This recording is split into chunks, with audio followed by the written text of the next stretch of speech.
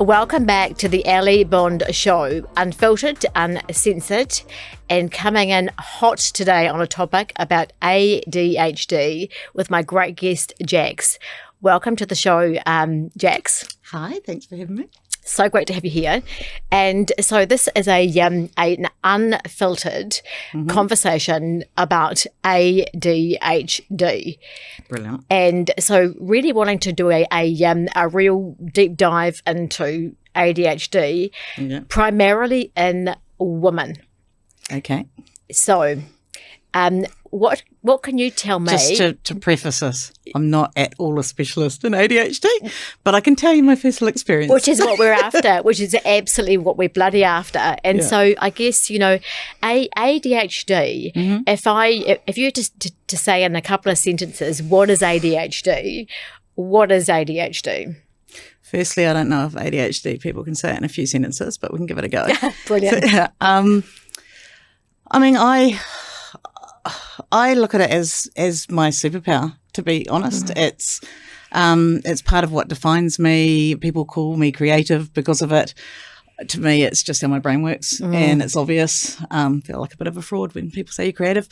But it's a different way of thinking is what I've learnt. I didn't actually know any different. Like, it's just always been how I've been. So I knew that I did things differently sometimes to other people. I was always last minute, pretty unorganised, always running late. I mean, my friends all frequently use the term Jackie time, which is kind of like island time, add in half an hour to an hour. It's just, as I've gone on my journey, told you I couldn't do it in a few sentences. As I've gone on my journey, I've just kind of learned that there's a lot of awesome parts to it. That it's like the yin and yang, It's got the strengths and it's got the weaknesses.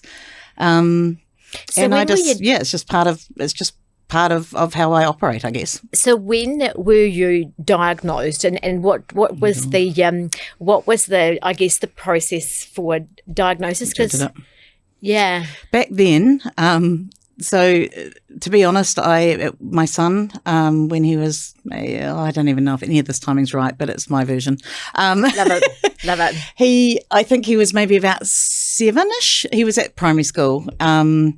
Really smart kid, but he was struggling with sort of writing and didn't like to write stuff down, reading, and school, anything like that. First time it really started was with when he was at kindy and he wouldn't write his name.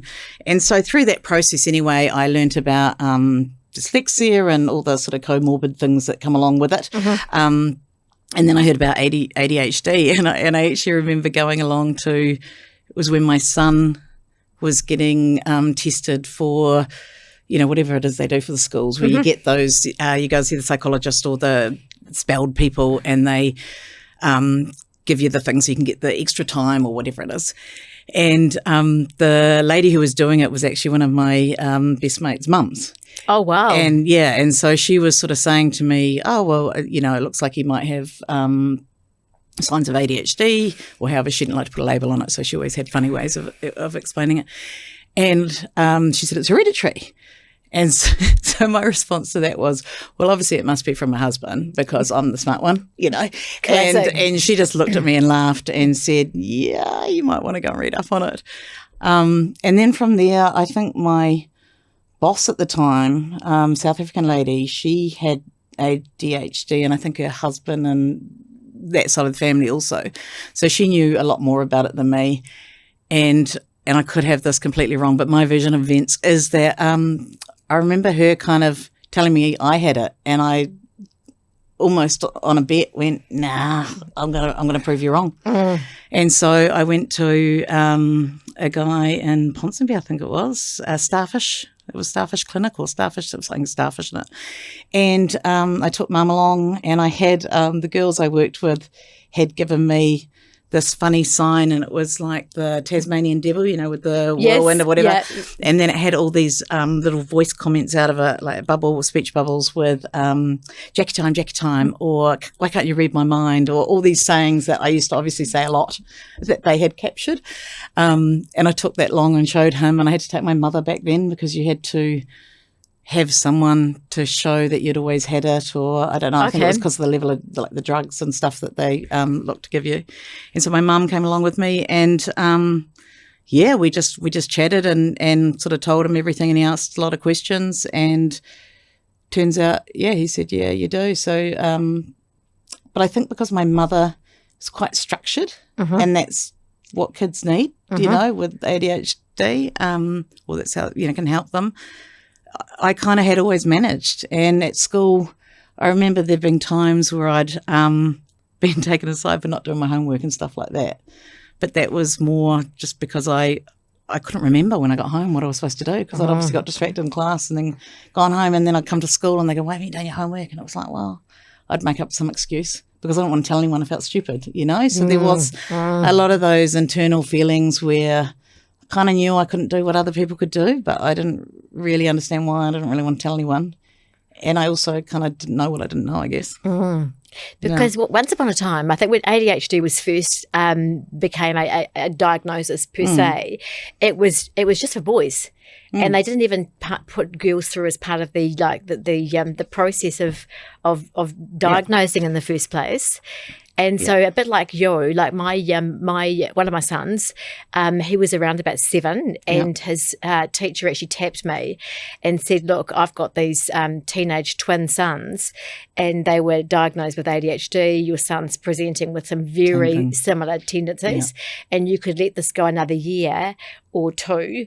However, he is such a competitive child that not achieving in the classroom is really impacting his confidence, and he will go backwards pretty quickly.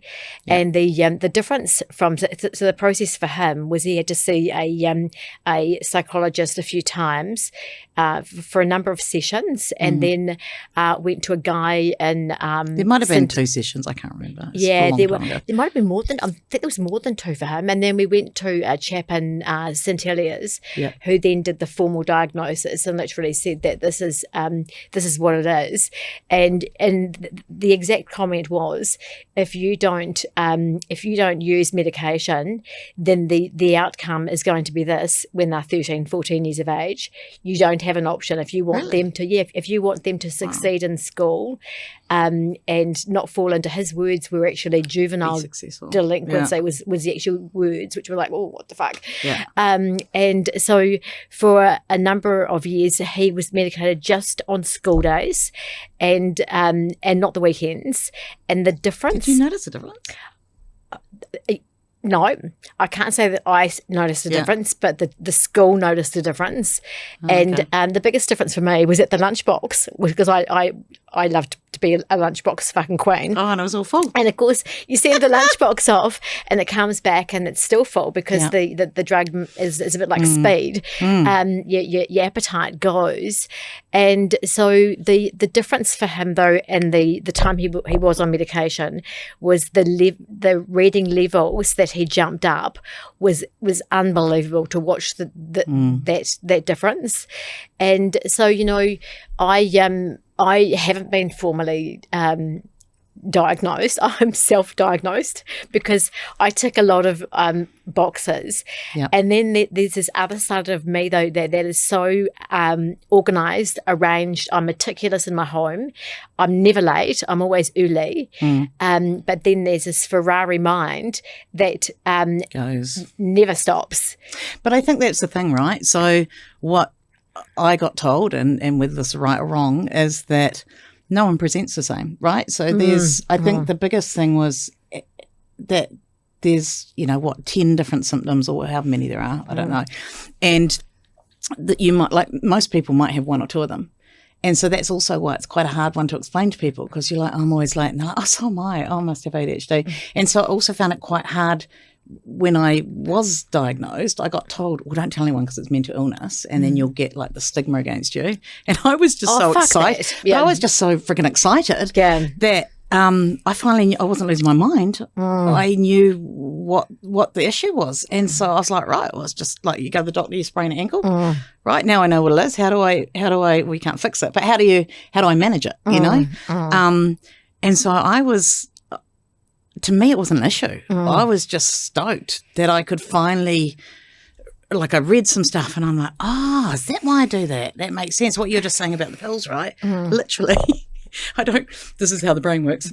It's taken me, I've been on meds for years, I don't know, 15 years or something like that, 10 years. And, has the medication changed over the last 10 years, or is it the same medication, I've always same been dose? on Concerta, so I don't know what the other stuff is. I know some people, I remember he said to me, he recommended Concerta because it was slow release. So I take it in the morning because I forget to take pills because that's half of what ADHD is, right? It's like when I go to the doctors, I go, just give me antibiotics, but one pill that I take in the morning because I won't remember to take the lunch and the night one, you know? Yeah. So I had the 2 pills. I take them in the morning but as I sit there at night time, I was like, why do I always get like hungry and then I eat late at night and and it's because the meds run out, right? And I was even thinking about this last night.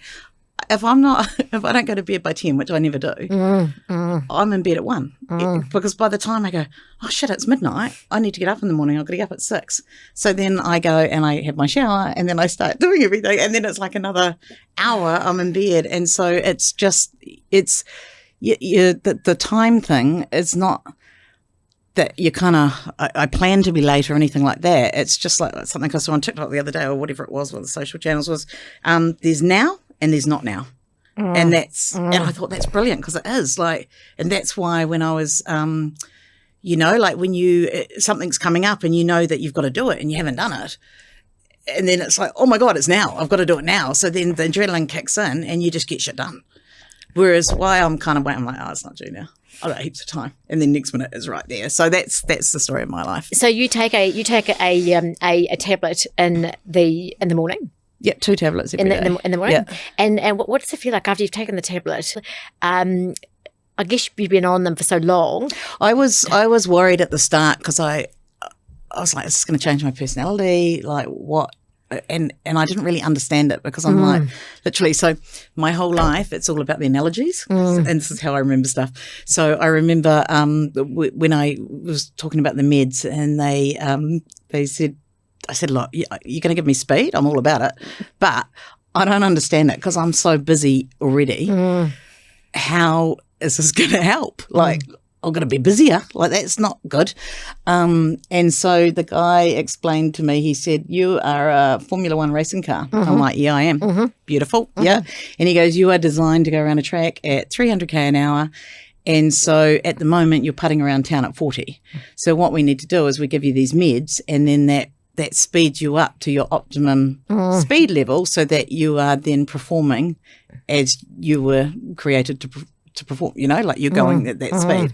And I went, yeah, I'm in. Give me the pills. Yeah. But it's not just the pills. Like the pills don't fix it. They don't take it away or anything like that. It's, I think it's just like, you got 8 movies going on in your head at one time. And it allows you the ability to focus on one of them to get it done, unless it's really boring and then you really struggle to focus on that regardless. But the other thing with it, which I've learned, is the hyperfocus, right? So if you're not interested in something, it's really, really hard to get interested and do it. Like you put it off with procrastination and then some. But I suffer from that. Yeah. I absolutely freaking suffer from that. If I'm not into something, it's so hard, right? And it probably will never happen, which is why you really need to find a job that you love if you've got ADHD. But I think, then the flip side of that is once you're into something, like everything else is blocked out. You're in the hyper-focus to the point that I'd be sort of in the zone at work. I've worked late because the office is quiet, no distractions. And then, I'd need to go to the toilet. I wouldn't want to get up from my desk because I knew as soon as I got up from the desk and I went to the toilet, it would disrupt my line of thinking, that focus I was in, and then I wouldn't be able to get back there. And so, or it would take me a long time to get back there. So that I struggle with, like we've got now, open plan sort of office. I constantly distracted by people, especially if I don't want to do something. I'm like, someone, like, I'll just put myself into other conversations because I don't want to be doing whatever it is I'm doing at that time, and I'm trying to avoid it. We had this conversation actually earlier on today because it is that is very much me. I'm in an open plan office and I get distracted left, right, and bloody centre, and I'm the perpetrator of it all. Hand in the air, guilty as bloody charged. And so one of the things that intrigues me about I guess medication is the impact on relationships. Has there been an impact on your relationship with your husband with medication? He loves it. Can you talk me through that? Yeah, so I call my husband Sarge. He is the complete opposite of me. He's like Sergeant Major, very almost like army-like, he's so structured. I do wish I could be like him, but I'm never going to be like that. Oh, you must be a bloody nightmare for someone like him. It's surprising he's still married to me, to be fair. But he would say to me sometimes, he'd turn around and go, have you not had your meds today? And I go, what? He'd go, have you not had your meds? And I went, what do you, and then I go, oh, no. And he would notice the difference, but I wouldn't. But now I'm starting to notice the difference because I'll be doing something and I'm like, why can't I concentrate on this? I want to do this, rah. And then I go, should I have my meds? Maybe I haven't had my meds. And I do notice it. But I think for him, he appreciated me taking them. I mean, it still hasn't made the house any cleaner or me do the washing or anything like that. But I think it definitely has improved the situation. Shall we say? I don't know. You're asking the same question. You may say the total opposite. So she's full of shit. So here's another question. Like we're in 2025, and I can't remember back when I was in my teens, ADHD being even talked about. Right? That's a long time ago. It wasn't, or if it was like you're saying, it was that sort of persona of the crazy out of control kids whose parents hadn't done whatever they were supposed to do to control them, or they were hyper, or they were this or that. And I think females definitely present different. My hyper is I chat a lot, and when I have an idea and I'm excited about it, can get full on. But I mean, it's not, I go to the gym and like exercise bunny. I wish it was because, that might help the health things a bit better. But, everyone has their different ways of presenting. And everyone, like some people meds work for, some they don't. My son, pretty sure he's got it. He's not maybe so much the hyper, but more he goes into what I call Connorland. Okay. Where he goes into his own little world. Okay. So I'll be turning around and I'll just see he's there and something's happened and he's just like totally unaware of people around him. Okay. And I do this as well. Like if I'm sitting there at the TV, I'm watching TV or something, I've got the 4 screens going or whatever it is because one's not enough. And my husband will walk past me or try and have a conversation with me and I just don't hear him. But then about 10 minutes later I go, oh, sorry, babe, what? And it will finally get through the clutter, and I'll hear what he said, and I'll go, what? And by then he's pissed off and walked off, go, don't worry about it. Oh, my God. Steve and Ham would get on so bloody well having these conversations because I really piss Steve off at times. I go into my own little world and my thought or my process is over here. And, he might be having a conversation and I am telling him I'm listening, but I actually I can't do both. We as women often say we're multitaskers, but, if you've got ADHD, I don't think you can. Yeah, I mean, we can multitask, but it's our own like not for other people, just for like us and what we do. Yeah. But it's funny because I've one of the things I've just recently started, like last couple of years, which I've found been really helpful for me to do the processing, talking about the multitasking, is that I find so I went to the pool and I was doing I don't know, just like walks up and down lunges and all that sort of stuff in the pool, right? And then I went to this new pool and there were all these people doing this jogging with the floaty things around them and stuff. And I was like, oh, it looks weird, but whatever. And then I ended up trying it and it's been amazing. So so I think the when you're in the pool and you're like doing this jogging kind of movement and you're just going up and down the lanes, right? But because I'm doing that and my body or my brain has got something to focus on, that's that kind of everyday thing. It's like when you're in the shower, sometimes you might wash yourself and then you go, should have I washed myself? Because your brain starts wandering. And so it allows that. So I get in the pool now when I want to sort stuff out that I can't solve because I going up and down. And by doing that kind of just boring motion, that kind of takes care of some level of my brain power or thinking, that then it allows my brain to kind of process that other stuff that I haven't been able to and solve problems and solutions, come up with solutions. So, yeah, it's really interesting. I had a guest on about a week ago, and he was diagnosed with ADHD at 62. Yeah. And the diagnosis was just so cathartic for him. It made sense of so many episodes in his life which didn't make sense at the time.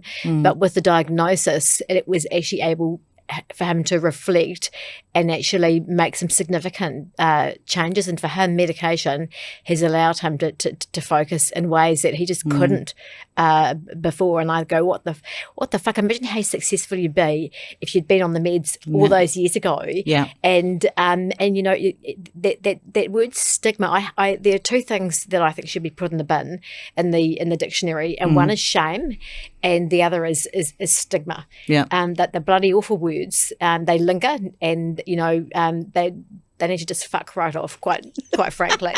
And Sad so it is. And so you've got ADHD. You've got one, possibly two children. Two children, so a son and a daughter, and they've both got it. It's a hereditary thing. I think I'm pretty sure I got it from my father. Yeah, not my mother.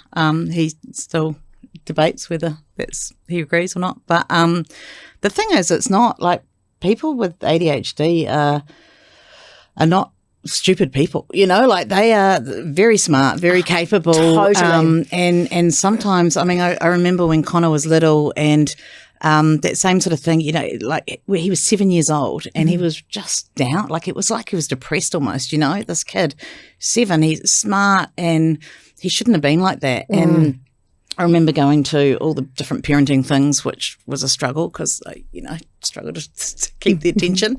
But there was one guy I went and saw, and again, another car analogy, love my car analogies, and he talked about 80% of people, 85% I think it was back then, 80% of people are petrol cars and 15 or 20% of people are diesel cars. And so when you go to school is the fuel that they give the kids is petrol. So you've got these two different engines. There's nothing wrong with either engine. It's just they require a different type of fuel. And so if you go and take diesel and put it into a petrol and put it into a diesel engine, you're going to end up breaking the engine because that's not what it's built to run on. And I think it was so good to be able to explain that to my 7-year-old and just go, there's nothing wrong with your engine. It's the fuel, and that's the adult's problem, not yours, and we just need to get you the right fuel. And then we just used to go out in public and I'd see people having lots of fun and, I just wanted to change his mentality and his opinion of himself because he was, I think because he couldn't do stuff the other kids could do, or he's a bit slower or whatever it was with processing and I'm like that too, If I write an email, it takes me a lot longer. I'd rather just go chat to someone because that's just easy. But he just been able to say this, we're out in public going, oh, look at those cool people. They're definitely diesels. They're not having as much fun. Maybe they're the petrols. And so we ended up kind of creating this. Some fun with it. Yeah, fun with it. And it changed it so it stopped becoming a problem.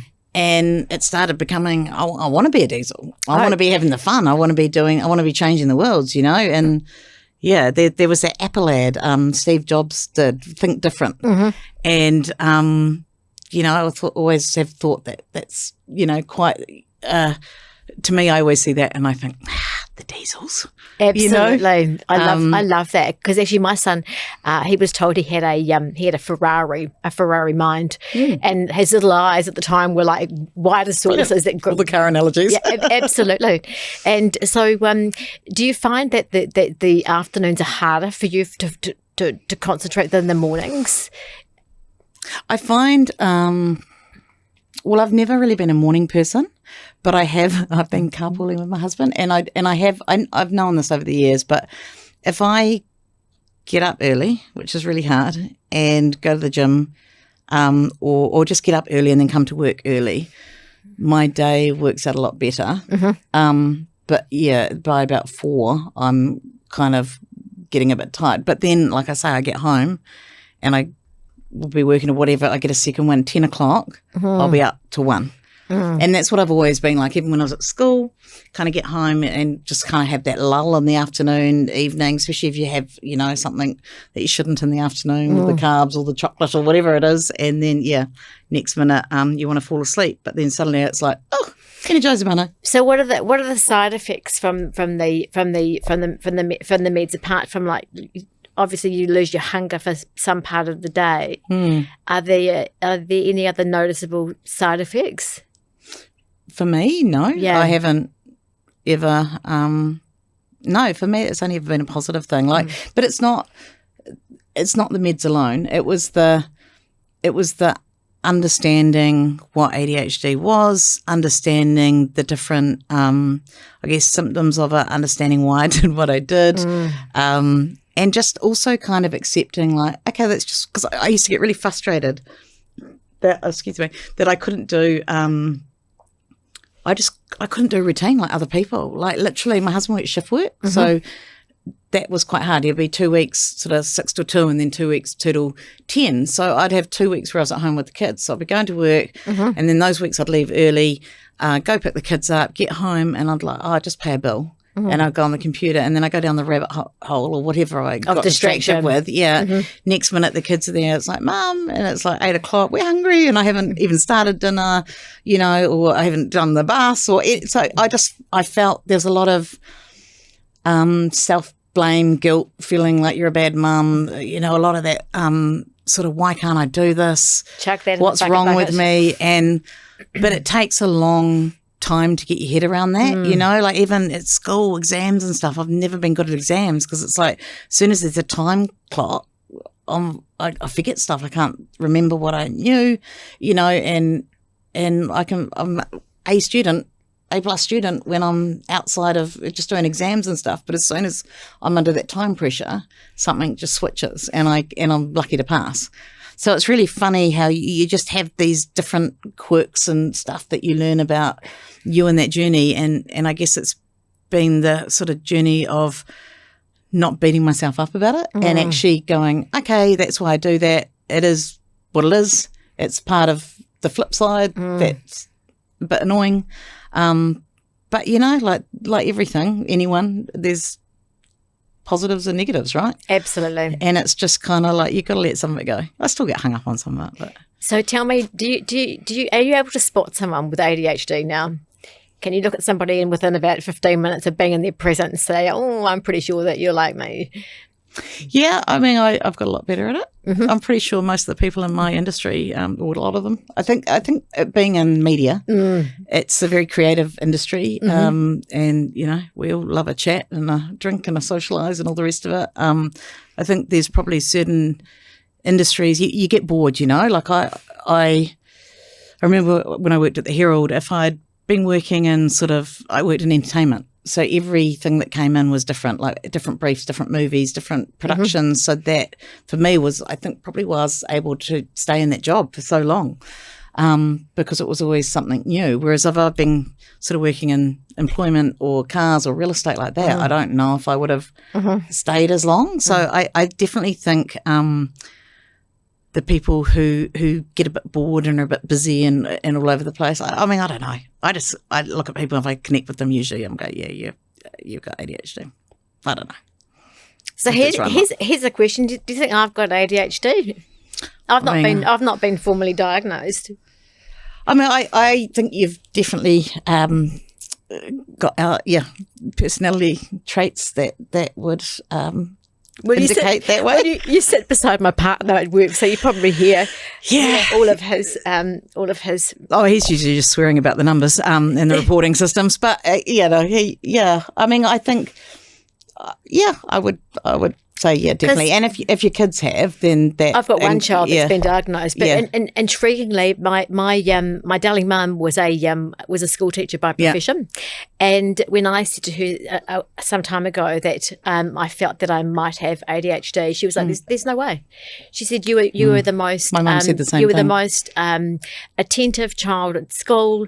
You've always been a neat freak, all on time, and she said, there's just no way. You are my daughter, and my daughter's got ADHD. Yeah, but then the presentation of symptoms is so different from males to females. But also females to females. So Absolutely. So that's what I was saying before, is that I don't think it's not like a cookie cutter one fits all. No. Like there's definitely, and I think a lot of it will come down to your environment, your parenting. For me, I was lucky that my mum, she's a school teacher, and I did all through school. I was good at school, but I did all art subjects. It was like, my sixth form year was amazing. It was like English, I got to drop science, maths, everything else. And it was literally like English, fashion design, photography, printmaking. Oh, wow. It was all art stuff. So fun stuff. Yeah, like woodwork, like people with ADHD are visual and learn best by doing rather than being dictated to or told what to do. So I remember another thing from that same guy who talked about the I have to find you the names, you can credit them in the notes. The link. But he talked about when you're talking to your children who have ADHD to create a picture. So if you just go clean your room, that doesn't create a picture for them. But if you say, I want you to go downstairs, I want you to go into your room, I want you to pick all the clothes up off the floor, put them on your bed, fold them up, and then put them in your drawer and then come back and see me, they can create a picture from that. And so then they can go and do it. And so that's the thing, like, depending on who your parent is, what parenting style they've had, what kind of environment they've provided could change it. I'm like the blind leading the blind with my kids. They didn't really have much hope at all. But they're both, being successful in their own right in their different things. And I tried to put things in place by having a nanny who could help do the structure that I couldn't do, so that by the time I got home, I had this awesome, like, South African lady who was like a grandma, and she was amazing. She'd pick the kids up from after school and take them to events, go home and make them dinner and everything. So by the time I got home, I could be there and enjoy, having time with them, read them a book or whatever. Brilliant. But I didn't have to try and do all the process stuff that I just wasn't my forte. So, yeah, I think and that to me is what's brilliant about if you do get a diagnosis. It's not about putting a label on it or anything like that. It's about actually getting an understanding of what the different challenges are that you can kind of come up against, and understanding what they are and how do you then try and counteract them. And that with the medication then I think helps you to be maybe a lot more successful. So what's been the greatest challenge that you've I guess overcome with the diagnosis and medication, would you say? I don't know. Probably just understanding that I wasn't losing my mind, and keeping my family together probably is being the. Is that what was the question again? I forgot. Sorry, got distracted. What is the biggest? What is? So did I. What is the greatest challenge that you've overcome since having a diagnosis, I guess, and with medication? Is there one that stands out? I think. I don't know. I have been really lucky in that I've probably the biggest challenge was trying to manage everything. Be a working mum, and I haven't nailed it at all in terms of good mum, good wife. It's something's always got to give, because you can't do everything. But I have, by understanding everything, I've managed to kind of go, okay, well, what are my priorities? Seasons of life, everything changes and different priorities kind of occur.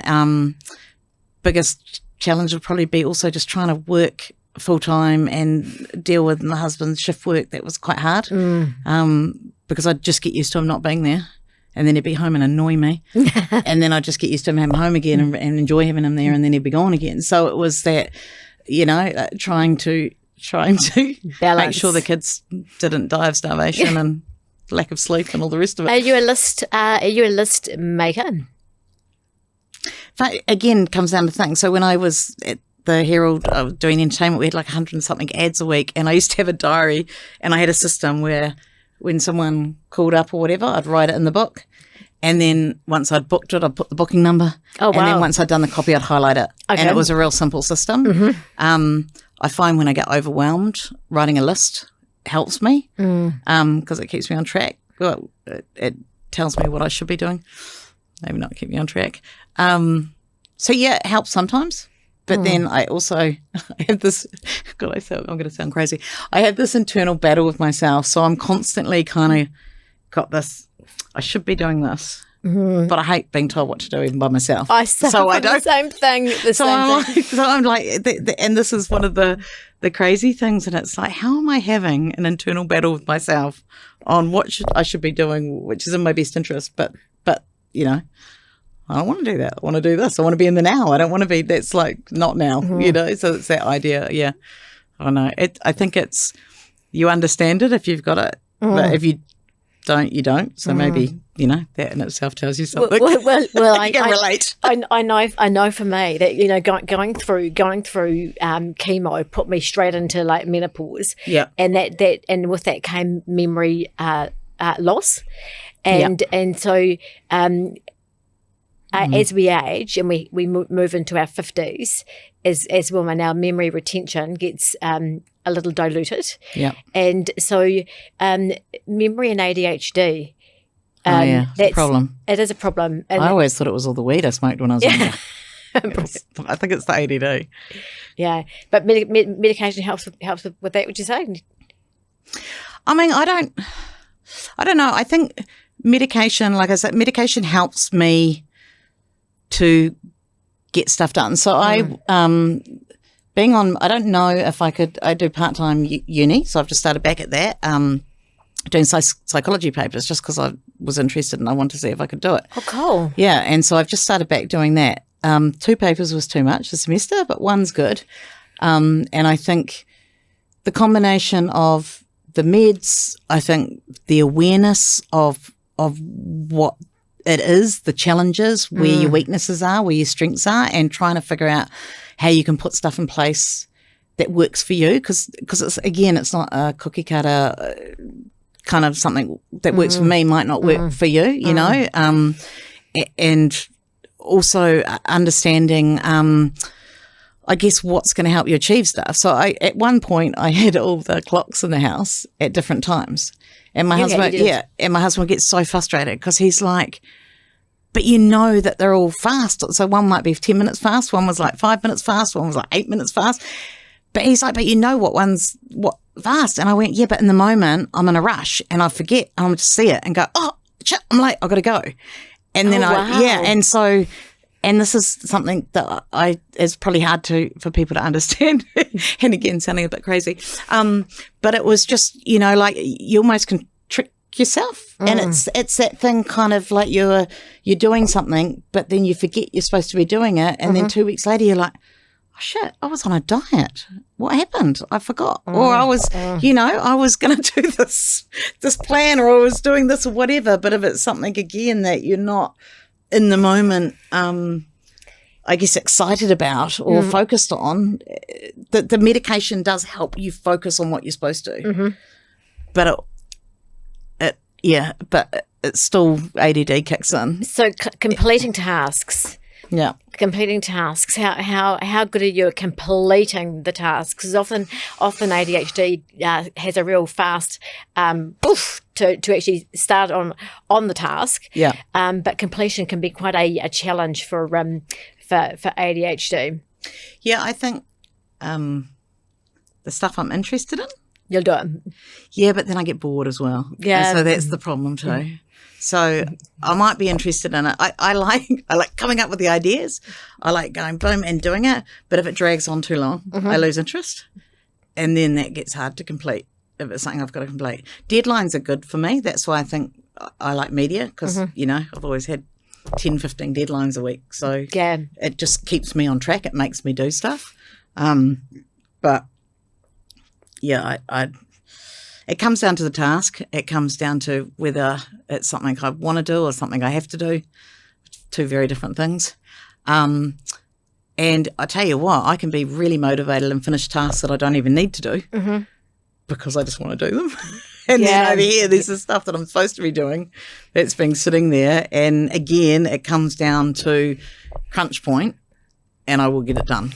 But that will be like a 3, 4 in the morning, probably, maybe have no sleep that night, but I get it done. Has this been a challenge for you in a work setting or in work environment with a boss who might struggle with a strong-willed woman with ADHD as well? Because I can't imagine that you would like very much been micromanaged or told what to do and when to do it. Yeah, I think I've been quite lucky in the bosses I've had. I remember one boss, he was getting quite frustrated with me because I was always late. So when I was at the Herald, we were supposed to start at 8:30 and I was always there about, I don't know, 8:45, 9-ish, whenever. And so he had me up about it and I'm like, but in my contract it says between 8 and 6 and I'm here most nights till 7 because I'm not a morning person. Yeah. But once I get here and I work late and then I'm working heaps out. So he actually just told his bosses that he'd changed my start time till 9 and didn't tell me. So then I was on time. But then I cottoned onto it because I was like, why is no one giving me shit about being late anymore? And then as soon as I knew it was 9 o'clock, I got there at 9:15, 9:30. Isn't that intriguing that your mind shifted to that? Yeah, because I think you forget about, so when I'm getting ready to go somewhere and it's important like a wedding or something like that, or to a podcast. Well, to a podcast, yeah. I go, when do I need to be there? And then I add like an hour-ish, maybe 2 sometimes, depending on how important it is. Because what I used to do was I'd go, I've got to be there at 5, so if I get ready at 4, that gives me an hour, sweet, but I forget about travel time. Because, that's boring and why would you remember about that? So just stuff like that. I think it's just your sense of time is not maybe the same as other people's, and it's, I don't know. But then I know other people who have ADHD and they're really good with their timing. Like me, like I'm such a timekeeper. Yeah, and my girlfriend, I've got another girlfriend and she's early. But I don't want to be early because I hate waiting for people. So I'm like, that's you to a T. It's you to a T. But I do. I am trying to. I think as I've gone on my journey, I have become more aware of the frustrations I can cause to those around me, which I literally had no clue. Like I just was oblivious and I couldn't understand why people got upset with me because from my point of view, I wasn't doing anything to be malice or horrible or trying to cause problems. I was just being me. Like I got distracted by stuff, and I remember one time I cleaned the house. I said to my husband, I'm going to clean the house. And he goes, oh, God. Because it was relatively tidy, but I decided I wanted to spring clean or something stupid. And so he'd gone out and he came home and it was like a bomb had gone off. And he's like, I can see exactly what's happened. He's like, you've got up, you've gone here, then you've decided you want to make coffee. So then you've gone to the kitchen and you've made the coffee. Then you've obviously decided you should do the washing. So then you've gone to do the washing. Here's your coffee that you never drank. Then you've gone here. And so he could walk around and basically kind of just go, because I just get distracted and I'll go start this without finishing stuff. So how does he cope with that?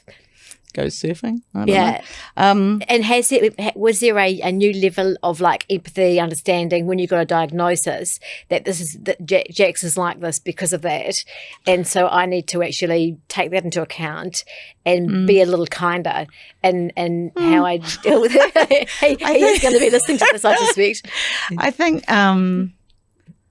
I think there was a lot of work done. I mean, we when around the time I got diagnosed, we had, our marriage wasn't in a great place.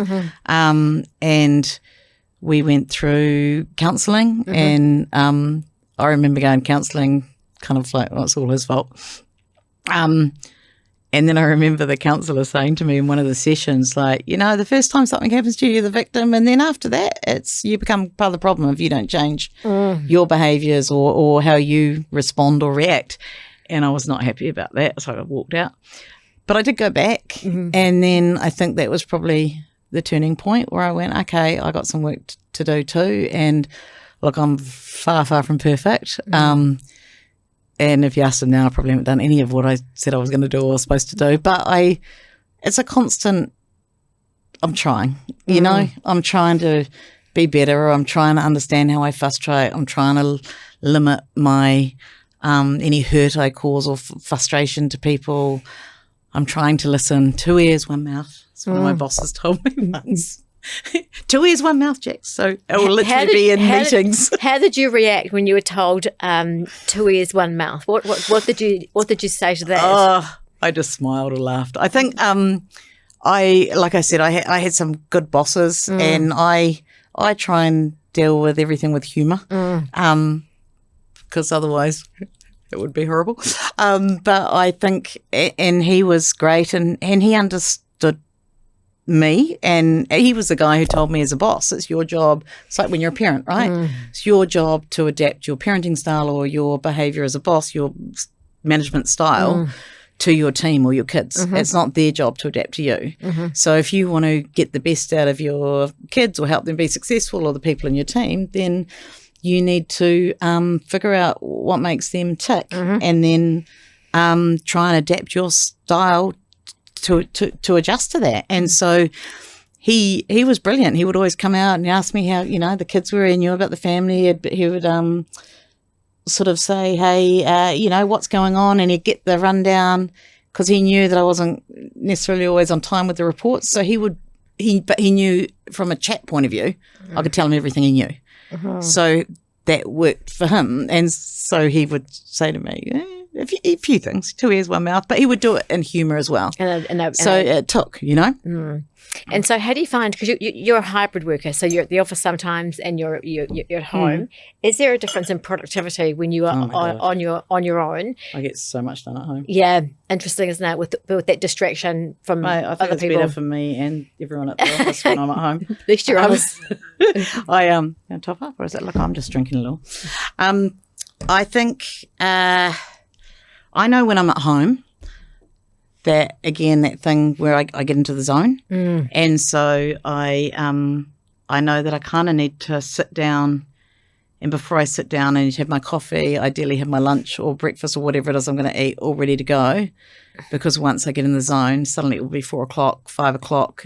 And usually if I'm at home, if I start working at 8, you know, I'll work right through, because I just getting shit done. So I'll work through to 8, 10, 12 at night, 2 in the morning, you know, whatever. It depends on what's happening and what I'm trying to achieve, and how much in the zone I'm getting. So that's the hyper focus, I think. But I don't have the distractions. And then I find I can be really creative. Another thing I try and do when I'm at home is still get up at, you know, sort of like 7 and go and do my swim. So then I'm doing my swim and it's getting my brain, I'm starting to think about my day. And so I'm organising all that. So then when I come home, have a shower, sit down, and I'm kind of organised, ready to go. So, yeah. So tell me, alcohol and medication, how does that work? Oh, I don't know. I'm asking for a friend. Asking for a friend. Yeah. I mean, look, I am probably not the poster girl for healthy living, shall we say? I don't know. Sometimes I don't really. I won't sit down and just drink by myself. I'm more probably social. And yeah, I don't know. Like the meds.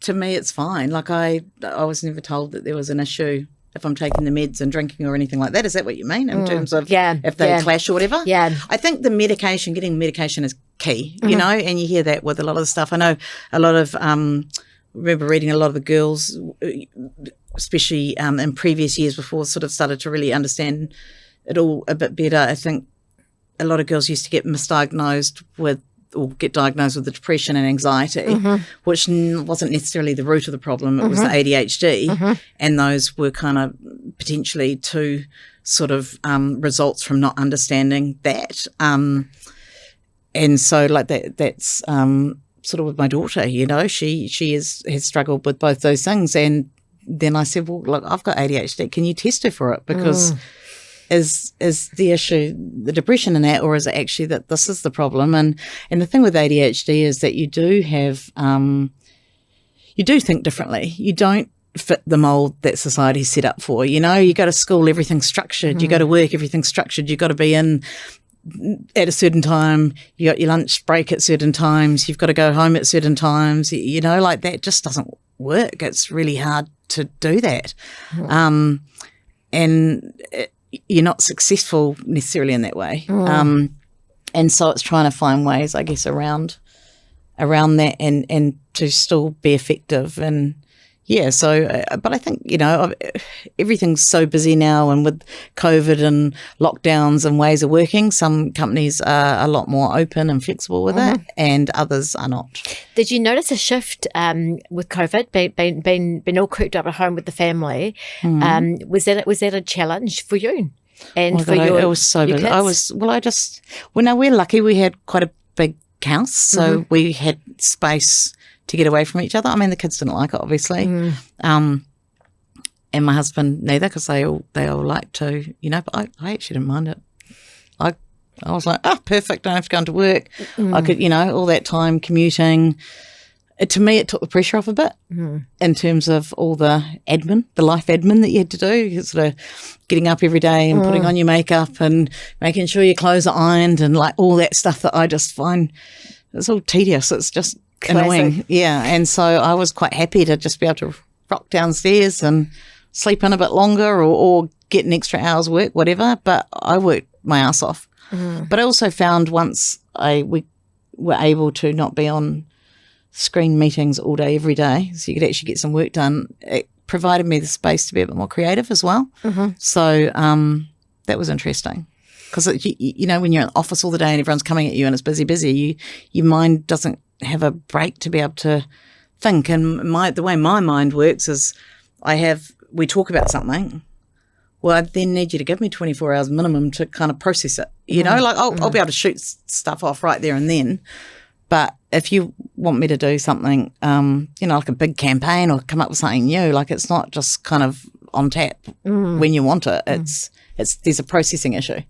So if you saw a woman or a guy for that matter, and you were working with them and you saw that they were struggling big time with some things that you could just see were like your red flags for ADHD, and that you thought meds would really help them perform their job better. Yeah. Would you have the guts to actually have a conversation? Would you say something to them and say, hey? Yeah. I mean, I talk about it openly. I think that we need to talk about it openly because it's not, to me, it's not a problem. Like, you know, everyone is different. It's your superpower. Yeah. You got it's like diesels and petrols, you know, and different fuels, different ways. Everyone is unique and different, and everyone brings their own strengths and weaknesses, whatever they do. So I just think I've had quite a few people that I've talked to. I know there's been some clients who, through chatting about my experiences, because, you know, I tend to overshare. Which is another sign of ADHD, is the overshare.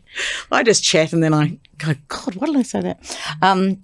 But I've, you know, one client, I think, son, she was like, oh my God. And I said, oh my, you know, just being able to relate as a mum. And so then they managed to go, oh, was it this or this? And so, I mean, probably been a couple of dozen people, easy, that just by chatting about it. And one of the things actually, I remember one of my cousins going, mate, you get like speed from the doctor, $5 a month, good quality, you know, like, you know, and sometimes it's about putting it and framing it in a way that is relatable and understandable to whoever that you're talking to at that time. But the sort of, I guess, end result is that they go and try something, or they're willing to be open to it and give it a shot. So I don't know. I just think that there's some people make too much of a deal about it. It's not, like, to me, it's just not a big thing. It's just part of who we are, society and all the rest of it. And, you know, sometimes you need a little bit of help and structure around stuff to be the best you can, and that's all good. That's a really good analogy. And what is what's the most humorous thing that you think has occurred in your life because of ADHD? Oh, I suspect there'll be quite a few here, Jack. So we just want to go to the most humorous, the funniest thing that you've done or not fucking done. Oh my God! That you can actually say it. I don't know if there's anything specific. Like, I just constantly say things I probably shouldn't out loud. I don't know if that's ADHD or the personality, but I think some of it, you know, comes hand in hand. Mm-hmm. I don't know if there's anything humorous as such. I just like to, I do remember once going into, it wasn't about me, it was I get the reports done because I can never remember any of the terminology or explain it properly, and then I hear myself going, I'm not doing a good job. So I get the reports for the kids, and so after with Connor and me, I went, well, better get one done on Zoe. And so I remember sending the report to the teachers and then going in to have a meeting with them, and one of the ladies said to me, oh my God, I was reading the report last night and, you know, I was almost in tears, Rara. And I'm like, oh, I'm just going to stop you right there because this is not a pity party, and I didn't send you that so you could feel sorry for my daughter. Like, she is a superstar and you're lucky to have her in your school. And I gave you that report so you understand what you need to do your job properly, just so we're real clear. Brilliant. And they were like, what? And I was like, no, like, you're the teacher and I know that you're not set up necessarily, you know, this way, but there's more and more people are getting diagnosed, and you know, if that's just the technology, you know, it's such a heightened society now with everything, and, you know, just more understanding around it and all the rest of it, but it is becoming more and more common. You know, just every month I'm hearing of new mates and that who have got it. I'm like, yeah, I told you. You're in the club. Yeah. So tell me, books. Are you how do you go with reading a book, or is it just too boring for you? No, I was huge. But again, it's got to be something I'm interested in. So if I love it, I will read a book. My husband doesn't like me reading that much because in the holidays is when I read, because then I'll just read till it's finished. I'm exactly the same with books. Yeah. And this is really topical because except the ones I should read, and then it's a bit boring. I like the racy books, and once I find a book I like, I won't put it down till I've actually finished the book. Yep. And so, as you know, Steve's written a book, and so he gave me a copy of the book, and I looked at the cover, and then I looked at the content, and I said, "This is just too boring for me." And I mean, that's a shitty thing to say about your partner writing a book. And so my mother's read the book. Yeah. And it's heard a lot of good reviews about that book. It's had amazing reviews, and it's sat on my coffee table. Yeah. And so every day I've got about 20 of those books that have sat there. And I open the cover and I think I need to do this for him, and then I'm a page in and I'm like, nah, I'm moving over to it. The fact that you say you've got a favourite author. What is a book that you've read that has left a lasting imprint on your life? Is there one that comes to mind?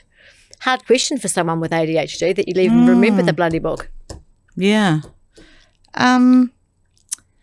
Well, I kind of, to escape, excuse me, I do sort of crime novels, that sort of stuff. So I've always sort of done, Patricia Cornwell was one that I used to read a lot of when I was younger.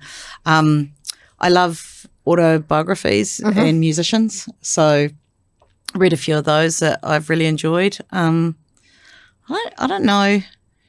Oh, I really enjoyed the what was the one? What's his name? Virgin dude. God, Branson. Richard Branson. I read one of his books. Screw It, Just Do It. Yeah, and I enjoyed that.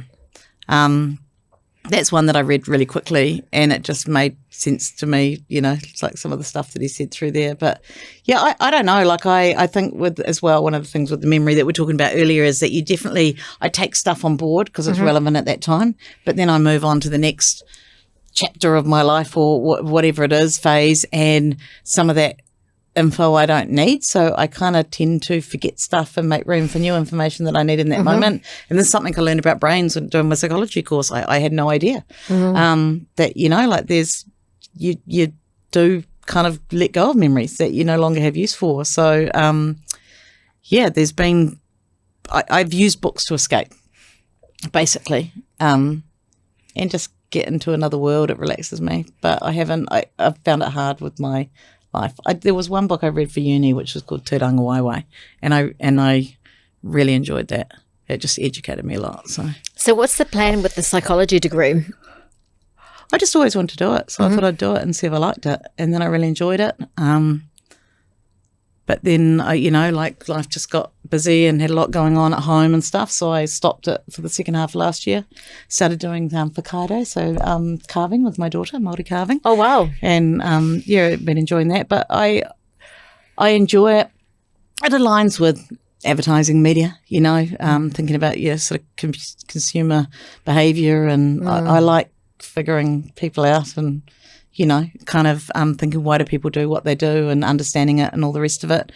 So, I have no idea what I'm going to do with it, to answer that question. But it's fun and I'm enjoying it. And I get bored sometimes with work, so this keeps my brain going. Well, you've been very well behaved, actually. I must commend you on your little time here on the podcast. And look, I'm going to ask you, if you could have any three guests join you at your restaurant of choice. Yeah. They have to be alive. We're not bringing corpses to the table. Yeah. Who would they be? I reckon Richard Branson would be interesting. I reckon Chris Hemsworth, because he's hot. Absolutely. He needs to exercise. And who's the other one? I don't know.